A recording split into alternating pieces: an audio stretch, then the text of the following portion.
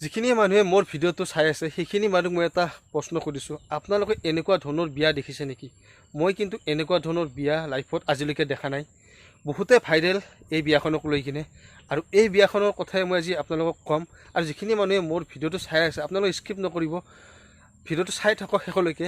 আৰু শেষলৈকে নাচালে আপোনালোকে হয়তো একো বুজি নাপাব যে কি ক'লে, পুতুককৈ কি বিয়াৰ কথা ক'লে। সেইকাৰণে আপোনালোকে ভিডিঅ'টো স্কিপ নকৰি শেষলৈকে চাব। ছ'চিয়েল মিডিয়াত ভাইৰেল হৈ থকা বিয়া এখনৰ কথা ক'বলৈ গৈ আছোঁ মই আজি। ছোৱালীজনী হৈছে মুছলমান ছোৱালী আৰু ল'ৰাজন হৈছে হিন্দু, আৰু সিহঁতৰ মাজত 7 বছৰ ভালপোৱা আছিলে।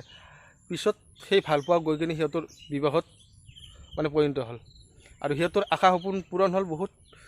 আৰু হয়তো ইয়াৰ কাৰণে বহুতে বিৰোধীও কৰিছে, আৰু বহুত বেয়া বেয়া কমেণ্টো কৰিছে যে লাভ জেহাদ নেকি, বহুত বিভিন্ন ধৰণৰ বিভিন্ন মন্তব্য কৰিছে। মুছলমান যুৱকেও বহুত বেয়া কমেণ্ট কৰিছে, আৰু হিন্দু কিছুমান ল'ৰাও বহুত বেয়া কৰি কমেণ্ট কৰিছে।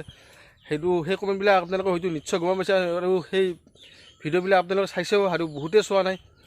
আৰু সঁচা ভালপোৱা মানুহে কেতিয়াও জাতিভেদ বিচাৰ নকৰে, আৰু ইহাল যুৱক যুৱতীৰ কাৰণে সেইটোৱে সত্য প্ৰমাণিত হ'ল।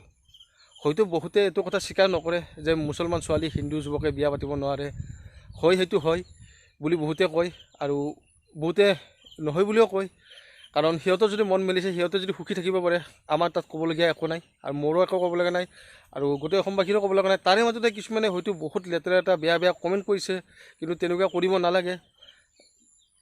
যাৰ য'ত লিখা আছে তাত বিয়াটো হ'বই ন, সেইটো কৈ কিনে লাভ নাই। গতিকে সিহঁতে সুখত থাকক, সেইটোৱে কামনা কৰিছোঁ। আৰু সকলোৱে তেনেকৈ কামনা কৰিলে ভাল লাগে, কিন্তু বহুতে ইয়াৰ কাৰণে বিৰোধীও কৰিছে। বিৰোধী কৰাই বাৰু কৈয়ে থাকিব, তাত ক'বলগীয়া সিহঁতৰ একোটো প্ৰব্লেম নহয় ন।